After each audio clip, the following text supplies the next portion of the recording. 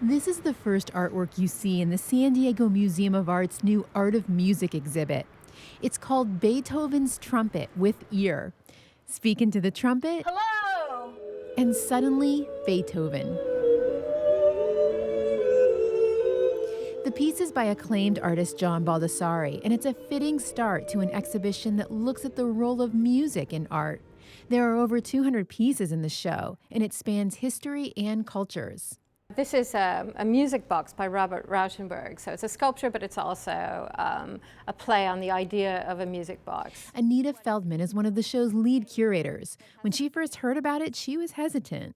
My first thought was, well, how can you possibly make an exhibition that's so all-encompassing, and how do you make any sense of it? They decided on 3 themes. The first, the musician depicted in art. The second looks at how art shows social settings with music, things like weddings, festivals, or dancing. And in the third section, which is one of my favorites, really, it's looking at the concept of synesthesia, or the ability of music and art to correlate so that maybe the sound of a certain instrument evokes certain colors or shapes, forms. And a good example of that is Arthur Dove's foghorns, where you have this beautiful, basically abstract composition of blues and grays and purples in these concentric circles, which Arthur Dove meant to convey the sound of foghorns over the sea in the early morning. There are some big names in the show: Matisse, Jasper Johns, and Salvador Dali. Certain instruments are presented as artworks in and of themselves. Music accompanies each of those. Since the show isn't chronological, art from very different historical moments are placed next to each other. Feldman says this invites intriguing connections, like a tapestry by painter Chuck Close of the composer Philip Glass. It hangs next to a Baroque harpsichord converted into a piano that dates from the 18th century. And you think, well, how can these two things be exhibited together? What is that about? And actually, it's looking at the status of the musician in art. And of course, something that's so elaborately decorated conveys the notion that it is something of very high status.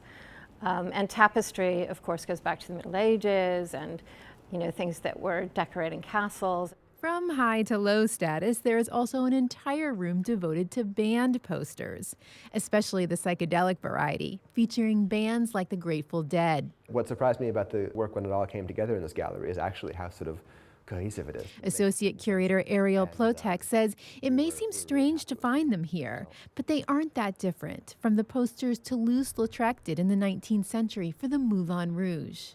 We're accustomed to thinking of those works as high art, because we regard someone like Toulouse-Lautrec as a greatest artist of the period.